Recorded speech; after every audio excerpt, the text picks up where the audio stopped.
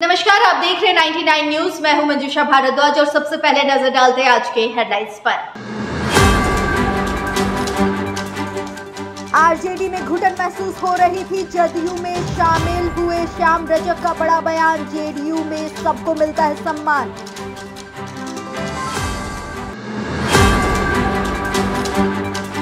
राजद ने पूरे बिहार में किया धरना प्रदर्शन, पटना में तेजस्वी भी हुए शामिल। कहा 17 महीने में बिहार में हमने किया काम, नीतीश ने बिहार को अंधेरे में धकेला।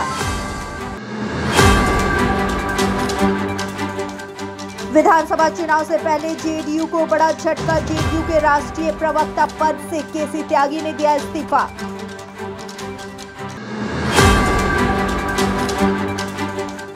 जेएमएम का चुनाव आयोग पर गंभीर आरोप, सुप्रियो भट्टाचार्य ने कहा बीजेपी के इशारे पर काम कर रही है चुनाव आयोग।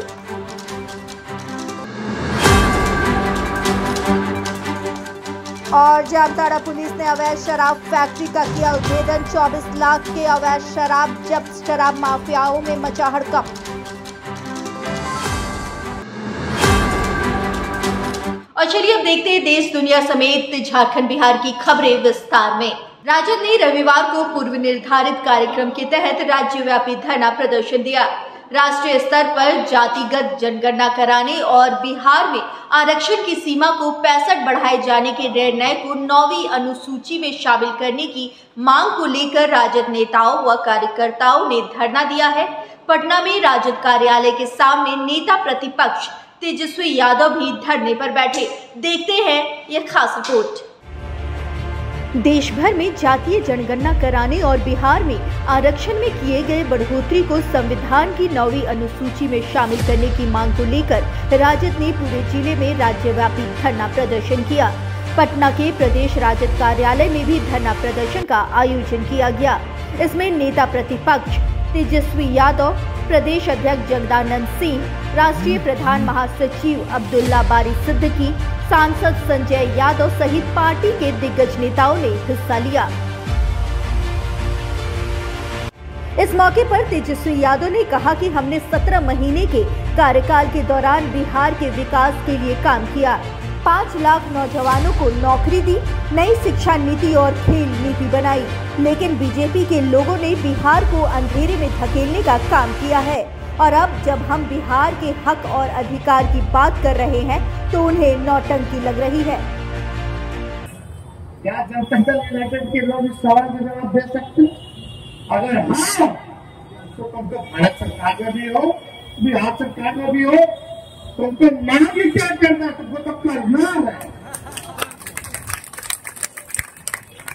अभी तो नरेंद्र मोदी जी के नेतृत्व तो वही ना दबाए हुए हैं जो आने के लिए वो हट जाएगा, भारत सरकार गिरना चाहेगा तो कढ़ाई नहीं दिलवा देते हैं भाई। भारत सरकार नहीं बनी, मोदी जी फिर तीसरा बार बने प्रधानमंत्री बोल रहे थे कि बिहार को नहीं देंगे विशेष राज्य का। क्या अरे बोले कि नहीं बोले? पार्लियामेंट में बोले कि नहीं बोले? कैसे मुख्यमंत्री है हमारे?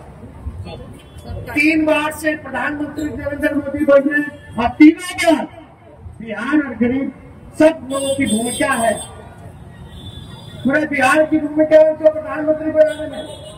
लेकिन पूछो बिहार को क्या मिला रे भाई? विशेष राज्य का दर्जा भी मना कर दिया, 9वीं अनुसूची में भी नहीं डालेंगे, आरक्षण को भी खत्म करेंगे।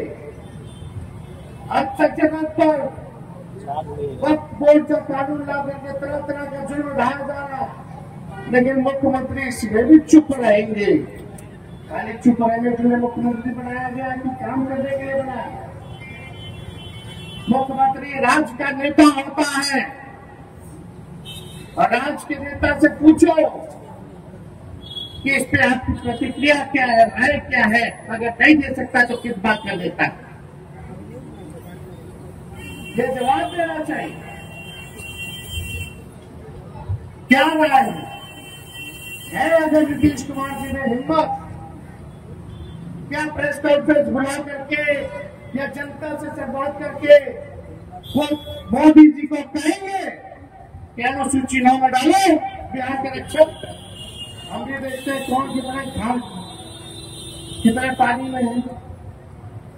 कोई बोले ना बोले, लेकिन इस लड़ाई को किसी भी कीमत पे, चाहे भारत सरकार हो या प्रधानमंत्री को घुटने पे टिकाना पड़े, हम लोग टिकाने का काम करेंगे। किसी भी कीमत पर पूरे देश में जातीय जनगणना करवाने का काम करवाएंगे। इधर जेडीयू सांसद संजय झा ने कहा कि लोकसभा चुनाव के बाद तेजस्वी के पास कोई काम नहीं बचा है, लिहाजा वह जनता और मीडिया का ध्यान खींचने के लिए ये सब नौटंकी कर रहे हैं। लालू जब पावर में थे तो पंचायत में भी आरक्षण का लाभ नहीं दिला पाए, और अब जब पीएम मोदी देश में विकास करने लगे हैं तो उन्हें दर्द हो रहा है। ऐसा है कि जातीय गणना माननीय मुख्यमंत्री जी ने पूरा देश में अकेला स्टेट बिहार है जहां करवाया, और उसके बाद जो भी उसमें एक्शन लेना था, अफर्मेटिव एक्शन, चाहे परसेंटेज बढ़ाना था रिजर्वेशन का, चाहे जो गरीब लोग थे उनके लिए काम करना था, वो सारा काम शुरू किया।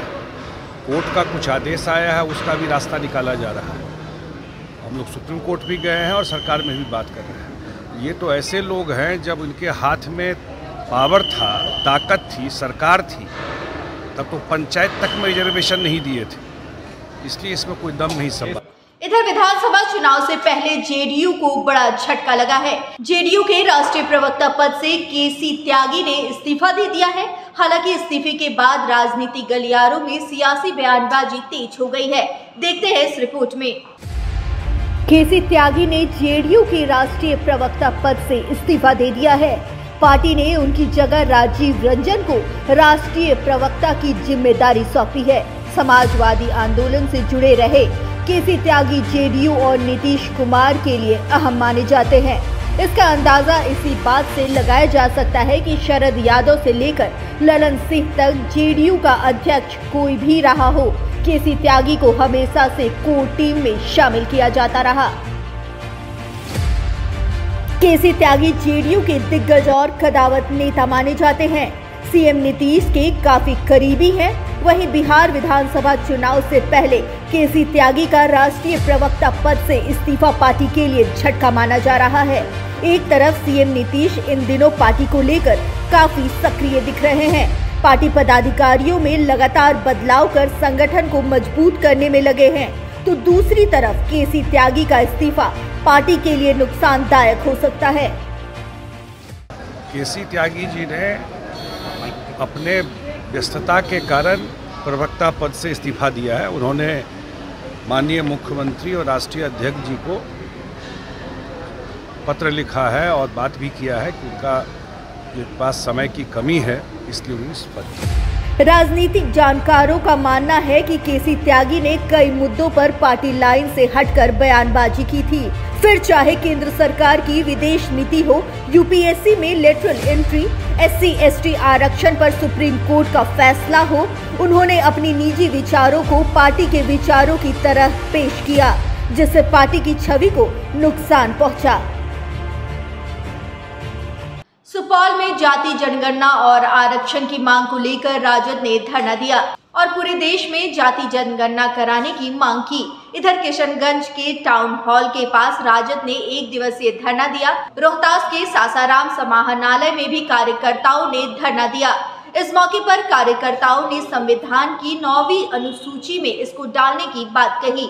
मधुबनी में राजद नेताओं ने मोदी की कार्यशैली पर सवाल उठाया। लखीसराय में डिप्टी सीएम विजय कुमार सिन्हा ने पूर्व केंद्रीय मंत्री संजय पासवान के बयान पर पलटवार किया है और कहा है कि बिहार में कोई भी सीएम सकता है। बिहार लोकतंत्र की जननी की भूमि है, यहाँ पर जनता जिसे चाहे उसे सीएम बना सकती है। लोकतंत्र में कोई भी मुख्यमंत्री बन सकता है। बिहार लोकतंत्र की जननी की भूमि है। जनता जिसको चाहेगी वो निश्चित तौर पर मुख्यमंत्री बनेगा। जनता को परिवारवाद से बाहर निकलना होगा। लोकतंत्र कमजोर होता है परिवारवाद से, और परिवारवाद लोकतंत्र के लिए अभिशाप है। मुंगेर के जमालपुर स्टेशन से पुलिस ने ब्रह्मपुत्र मेल ट्रेन से 43 किलो गांजा जब्त किया है। दरअसल आरपीएफ को गुप्त सूचना मिली थी कि कामाख्या से न्यू दिल्ली जाने वाली ब्रह्मपुत्रा मेल से भारी मात्रा में गांजा की तस्करी की जा रही है, जिसके बाद पुलिस ने छापेमारी कर गांजा जब्त कर लिया। वहीं पुलिस की इस कार्रवाई से तस्करों में हड़कंप मच गया है।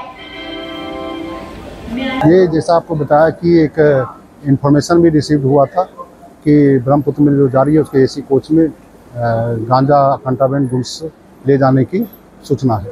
उस सूचना पर निरीक्षक जमालपुर पोस्ट और प्लस सीआईबी जो हमारा अपराध आज सूचना तंत्र है उसके साथ सम्मिलित होकर उस गाड़ी में जो स्क्वाड पार्टी था उसको लेके उसको सर्च किए जाने पर इस एसी कोच A1 कोच से ये बरामदगी हुई है।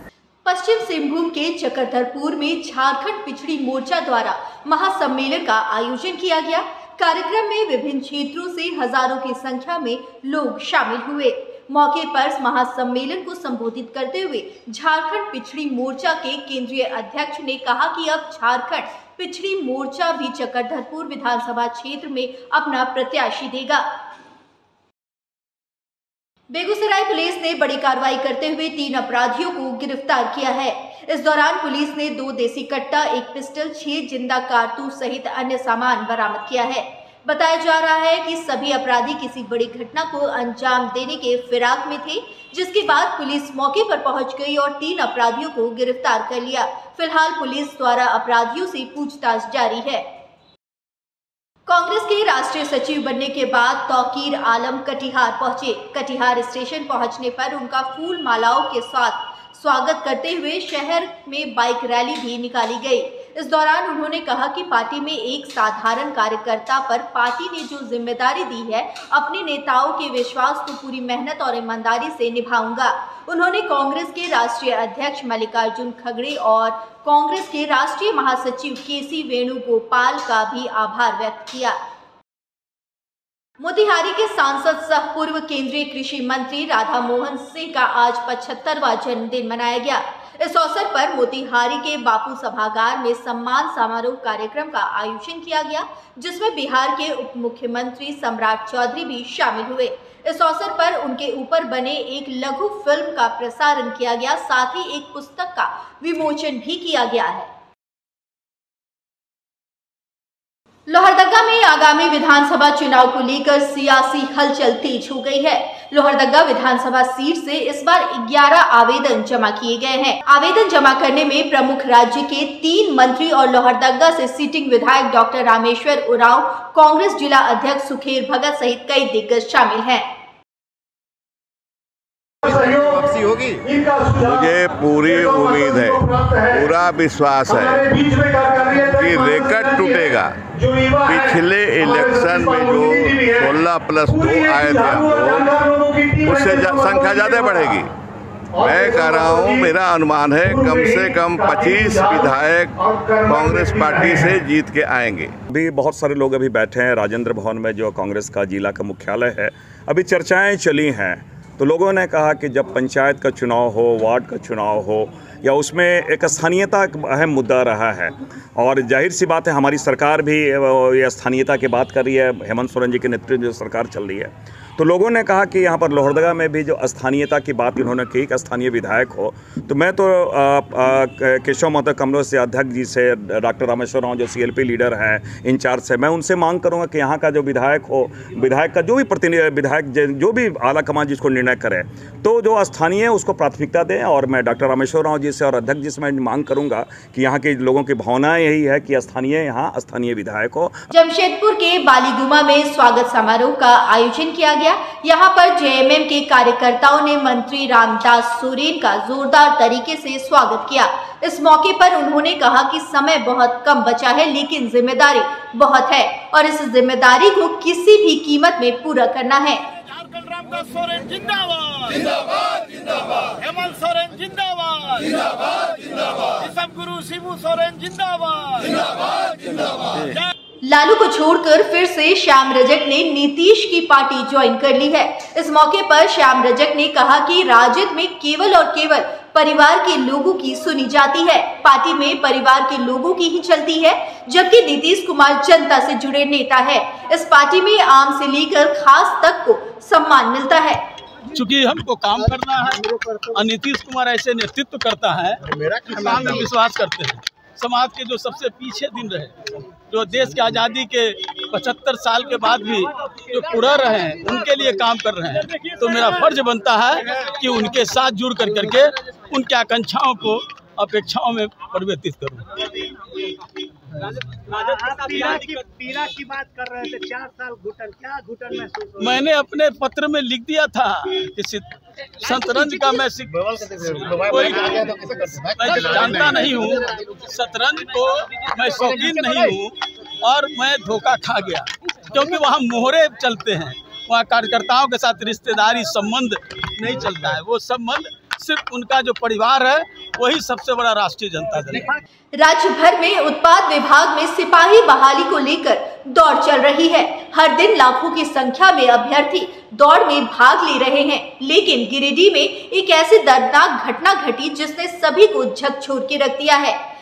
दरअसल गिरिडीह के मनिकाबाद टोला के रहने वाले सूरज ने हजारीबाग में सिपाही भर्ती परीक्षा के लिए दौड़ लगाई थी। दौड़ निकाल भी लिया, लेकिन इस दौरान वह बेहोश हो गया। इलाज के दौरान सूरज ने दम तोड़ दिया। वह देवघर में रहकर पढ़ाई करता था और उसने जेपीएससी पीटी की परीक्षा भी निकाल ली थी। वहीं इधर सूरज का शव जब गांव पहुंचा तो वहां हाहाकार मच गया। लातेहार पुलिस ने दूध में पानी की मिलावट का गोरख धंधा का खुलासा किया है। पुलिस ने इस कारोबार में संलिप्त 3 अपराधियों को गिरफ्तार किया है। दरअसल पुलिस को गुप्त सूचना मिली थी, जिसके बाद पुलिस की टीम गठित की गई थी, जिसमें कार्रवाई करते हुए मामले का खुलासा किया गया। टैंकर से ले जा रहे दूध की जो है सो चोरी की जाती है और उसको अन्यत्र कहीं सस्ते दामों में होटलों में बेचा जाता है। इस सूचना का जानकारी के बाद एसपी सर के द्वारा थाना प्रभारी चंदवा को निर्देश दिया गया। उक्त सूचना के आलोक में थाना प्रभारी संहादस करते हुए चंदवा से जो बालूमाथ रोड जो आती है उसमें खुजरी एक जगह है, उस खुजरी जगह के आगे जंगल में खुजरी नाला के पास जो है सो जब वहाँ पे गश्ती पार्टी गई तो देखा कि वहाँ पे कुछ एक गाड़ी टैंकर और कुछ पिकअप वैन है। पिकअप वैन में सिंटेक्स है, उसमें कुछ लोग दूध की चोरी कर रहे थे। इसमें वहाँ पे 3 लोगों को जो है सो रंगे हाथ पकड़ा गया है, गिरफ्तार किया गया है। बीजेपी में शामिल होने के बाद चंपई सोरेन का जमशेदपुर में जोरदार स्वागत किया गया। आदित्यपुर में समर्थकों ने चंपई सोरेन के स्वागत में आतिशबाजी की। जामताड़ा में बीजेपी कार्यालय में जिला अध्यक्ष की अध्यक्षता में बीजेपी जिला कार्य समिति की बैठक आयोजित की गई, जिसमें जामताड़ा विधानसभा प्रभारी सुनील अग्रवाल, नाला विधानसभा प्रभारी विपिन देव प्रसाद मुख्य रूप से उपस्थित रहे। इस दौरान बैठक में आने वाले विधानसभा की तैयारी और बूथ स्तर पर लोगों को मजबूत करने की रणनीति बनाई गई। गिरिडीह में जेएमएम कार्यालय में संजय सिंह के नेतृत्व में एक मिलन समारोह का आयोजन किया गया। इस मिलन समारोह में मुख्य अतिथि के रूप में गिरिडीह सदर के विधायक सुदिव्य कुमार सोनू उपस्थित रहे। इस समारोह में सैकड़ों महिलाओं ने जेएमएम की नीति और कार्यशैली से प्रभावित होकर विधायक सुदिव्य सोनू के हाथों से पार्टी की प्राथमिक सदस्यता दिलवाई गई। इस समारोह में सैकड़ों महिलाओं को जेएमएम की नीति और कार्यशैली से प्रभावित होकर विधायक सुदिव्य सोनू के हाथों से पार्टी की प्राथमिक सदस्यता दिलवाई गई। प्रखंड की महिलाएं माननीय मुख्यमंत्री हेमंत सोरेन जी को धन्यवाद करने के लिए जिला कार्यालय तक पहुंची। मुख्यमंत्री मैया सम्मान योजना के माध्यम से इन महिलाओं को जो सम्मान मिला है, वास्तव में वो बहुत एक सराहनीय कदम सरकार की तरफ से हुआ और महिलाएं भी इस बात से बहुत उत्साहित हैं कि उनके घर में बैठे हुए सरकार उनके सम्मान का ध्यान रखते हुए यह सम्मान योजना उन तक पहुँचा। जामताड़ा में अंतर्राज्यीय शराब तस्कर मनोज मंडल के द्वारा संचालित अवैध शराब फैक्ट्री का एक बार फिर से भंडाफोड़ किया गया है। जामताड़ा पुलिस अधीक्षक को मिली गुप्त सूचना के आधार पर अनुमंडल पुलिस पदाधिकारी विकास आनंद लगूरी के नेतृत्व में टीम का गठन किया गया और छापेमारी कर 24 लाख रुपए की अवैध शराब और सामान पुलिस ने बरामद किया। एक घर में शराब बनाने का फैक्ट्री खोल रखा था।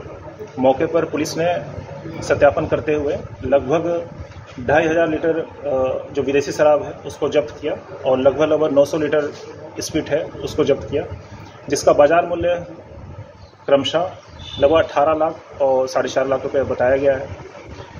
जंगल होने के नाते और रात होने के नाते जो है कुछ लोग मनोज मंडल जो है वो उस स्थान से भाग गया और इसमें विभिन्न ब्रांड के जो लेबल हैं और शराब बनाने का जो अन्य सामान है वो बरामद हुआ है। पिछले कई दिनों से पुलिस को आसूचना मिल रही थी। फिलहाल इस वक्त के बुलेटिन में इतना ही। आगे की खबरों के लिए आप लगातार बने रहे हमारे साथ 99 न्यूज पर। नमस्कार।